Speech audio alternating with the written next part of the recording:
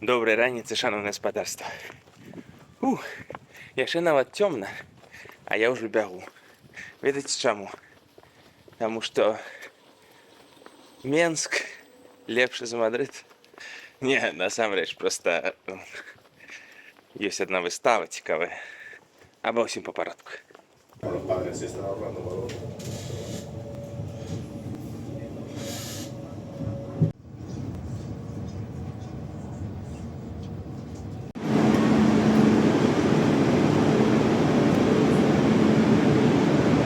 Я праехаў больш за 300 кіламетраў, каб апынуцца ў іспанскім горадзе Сарагоса, закладзеным яшчэ ў рымскія часы, як Цезарэ Аўгуста, які меў перыяд і мусульманскай прысутнасці і мае фантастычную архітэктурную спадчыну, цэрквы, ажно дзве катэдры, але сярод іншага яны яшчэ маюць вось такі рэнесансны палац мясцовай біржы, бурсы, дзе месціцца зараз выстава азіяцкага мастацтва. Ведаеце, называецца Тесорос, то бок скарбы. І вось гэта тое, чаго не хапае Мадрыду, тое, па чым я так сумую па маіх улюбёных Кітаю, Японіі, буддыйскаму мастацтву. І гэта тое, што ёсць у Сарагосе, таму я сюды і выправіўся. І гэта тое, што ёсць у Менску. Не трэба нікуды ехаць, можна проста пайсці ў нацыянальны мастацкі музей. І сённяшні наш выпуск будзе менавіта што аб мастацкай калекцыі далёкага ўсходу ў нацыянальным мастацкім музеі Рэспублікі Беларусь. Таму без пагарды, але сёння з прыдыханнем пачынаем глядзець.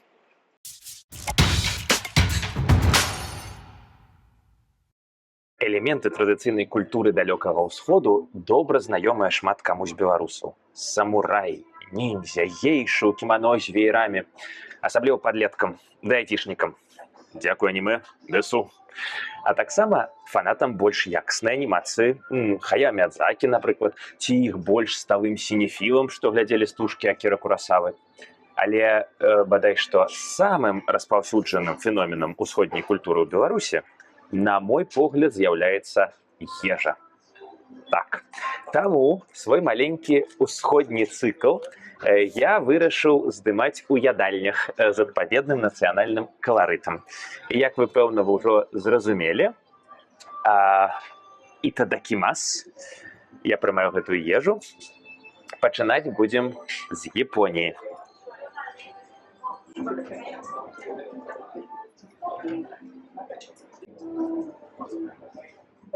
Мы ўсе ведаем, што гэта значыцца краіна, дзе ўзыходзіць сонца, і на фарміраванне культуры Японіі моцна паўплываў яе астраўны характар, а таксама суседства з Карэяй і асабліва Кітаем. Яго ўвогуле цягам доўгіх стагоддзяў смела можна было называць культурным гегемонам, узорам ды крыніцай новых тэхналогій ды ідэй.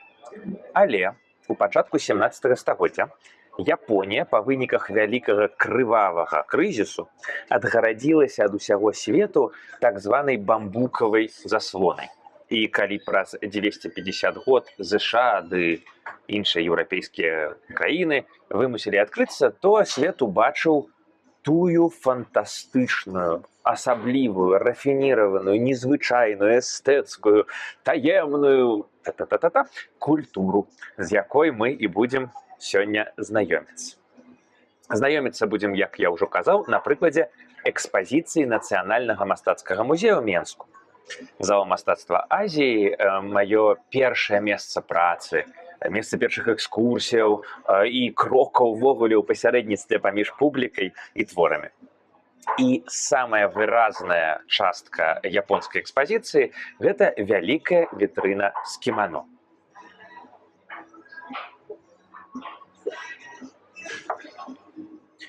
Кімано раней так называлі ўсякая дзень, усялякай. Пасля, каб адрозніць ад заходняга строя, пачалі называць так японскі традыцыйны халат прастакутнага крою.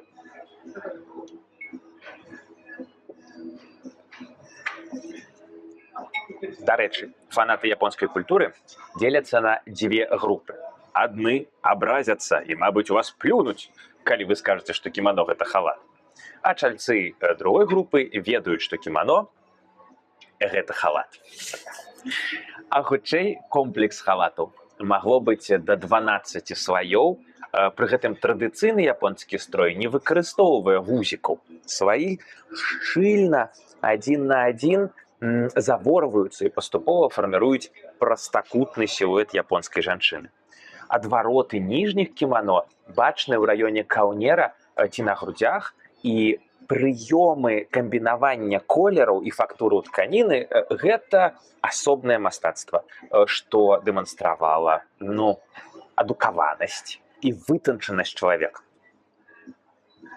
Такім чынам, кімано гэта вельмі складаная штука. Ягоныя асаблівыя правілы нашэння мяняліся ў Японіі ў залежнасці ад эпохі, статусу ды багацця носьбіта і, самае галоўнае, адставы нашэння. У вялікай вітрыне музея выстаўлены 3 накідкі уцікака. Цягам стагоддзяў уцікака ўяўляў сабой доўгае шчыльнае верхняе кімано і насілася арыстакраткамі як штодзённае і параднае адзенне, у залежнасці ад дэкору і матэрыялу. А ў канцы 19 стагоддзя за уцікака замацавалася функцыя строю, у якім нявеста на цырымоніі шлюбу выпраўляецца. І яно шыецца з парчы або проста якасна шоўку, падбітага ватай, і мае доўгія рукавы, часам больш за 1 метр, не падвязваецца поясам і не падхінаецца.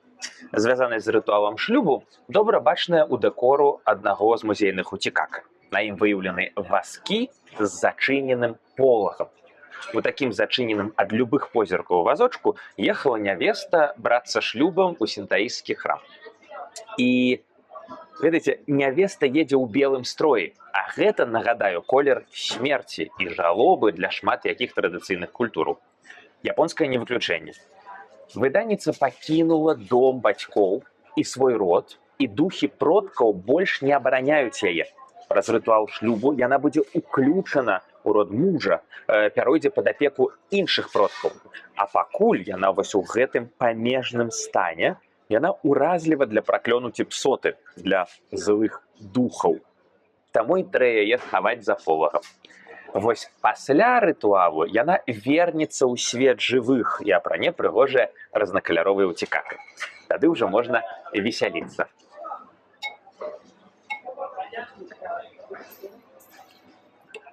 Акрамя вазоў на кімано можна пабачыць сасну і кветкі хрызантэмы. І гэта ўсё пажаданне стойкасці і сілы асобы. Бо паходзяць гэтыя раслінныя сімвалы з велікалепнай чацвёркі. Але не гэтай, а вось гэтай. Сліва, што квітнее першай у кветкавым календары, часам яшчэ пад снегам, нічога не баіцца. Хрызантэма, што квітнее апошні, ужо пад снегам. Ну і, канешне ж, сасна і бамбук, якія ўвогуле нічога не баяцца і не скідваюць лісця ніколі, вечна зялёныя. То і выступаюць разам ці паасобку як пажаданне моцы характару ды стойкасці. Увогуле, дэкор кімано шчыльна звязаны з гадавым цыклам. Японцы здаўна перанялі кітайскі падзел года на 24 сезона, і кожны з іх мае свае пэўныя каляровыя і сімвалічныя характарыстыкі. Напрыклад, вось гэтае кімано упрыгожана барвовымі лістамі клёну ды хрызантэмамі. І вось пытаннічка, калі трэба апранаць яго?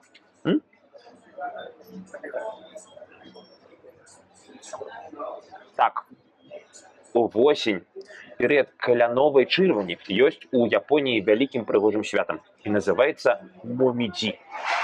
Момідзі. Я ведаю, як трэба рабіць націск у беларускай, калі кажаш японскія назвы. Краіна, увогуле, выцягнутая па вертыкалі, і вось гэтая пара расцягваецца з канца верасня на Хоккайдо, на поўначы, да пачатку снежня на Кюсю. Але гэтае кімано, наша музейнае, трэба насіць у першай палове лістапада, бо менавіта на гэты тэрмін выпадае момідзі ў Токіё ці на стары манер у Эда. А кімано гэта ўпрыгожана не толькі раслінамі, але і ўзорамі рачных плыняў і матывам маста. Хутчэй за ўсё, аднаго з мастоў старога Токіё. Не ведаю, Ніханбасе, напрыклад. Выявы якіх можна пабачыць на гравюрах Андо Хіросігэ серыі «100 відаў Эда». Для тых ввогуле, хто жадае пазнаёміцца са старым Токіо бліжэй, але не хоча чытаць ці разглядаць старыя гравюры у кіёе, шчыра раю анімацыйную стужку Міс Хакусай. Гэта можа стаць цудоўнымі варотамі Торыі у свет усяго вышэй азначанага. Акрамя кімано, у вітрыне прадстаўлены паясы обі. Надзвычай важны элемент японскага строю, бо пояс утрымлівае ўсе элементы адзення разам. Нагадаю, гузікаў няма, завязак амаль таксама. І вось у нашым выпадку гэта самыя фармальныя, вялікія каляровыя паясы мару обі. Па памерах яны падобныя на слуцкія, але жаночыя і носяцца зусім інакш. Шчыльна намотваюцца на цела на ўзроўні жывата, а ў маладой дзяўчыны нават яшчэ вышэй ад паху. Адзін з іх упрыгожаны вазамі, уже ведаем, што гэта значыць, а другі багатым сімвалічным дэкорам, з якога мне асабліва падабаецца напаўраскрыты веер.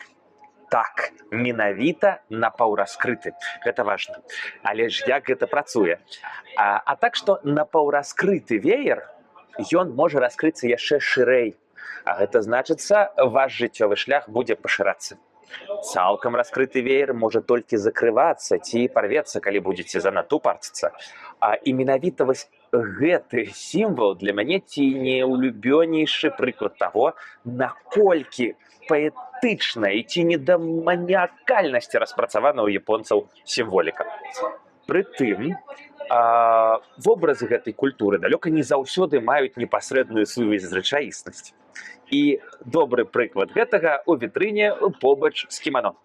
Вось гэты вось мілы сабачка. Гэта насамрэч леў Будды, Карасісі Фо. Кожны раз кажучы Карасісі, не магу пазбавіцца ад думкі, што кара гэта чорны ў цюркскіх мовах, ну ці вось па-іспанску кара гэта твар. Карасісі. Але гаворка пра тое, што перад намі не пекінес, а леў, цар звяроў. У Японіі няма львоў. Вобраз прыйшоў з Кітая. У Кітаі няма львоў. Вобраз прыйшоў з Індыі разам з буддізмам. У Індыі няма львоў. Вобраз як сімвал цара прыйшоў з Персіі. Ці ёсць львы у Персіі? Кароче, няпросты шлях выдаўся ў гэтай культурнай трансляцыі і жывёліну трошкі пакавашмаціла. Памятаеце мем пра ваўка, якога прыручылі, што можа пайсці не так. Але для буддыйскага арэала такія трансфармацыі норма. І нават яшчэ больш дзіўныя. Таму наступным разам распавяду пра тое, што яднае вось гэтую парцалянавую прыгажуню, бадхісатву літасці, з далай-ламай і фотоапаратам. Ну і хто такая бадхісатва ўвогуле таксама распавяду. Таму стаўце лайкі, каментуйце, падпісвайцеся на канал, калі для вас гэта бяспечна, беражыце сябе і спажывайце мастацтва. Ну а з вами быў Мікіта Моніш. Матане, матасугу ауне. Ці пака-пака. Пака-пака.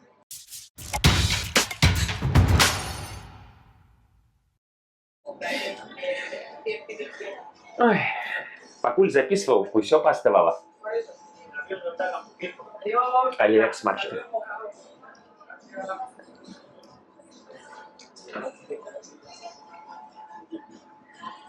А вы кажете, суши?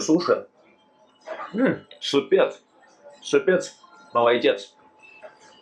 Доброго дня.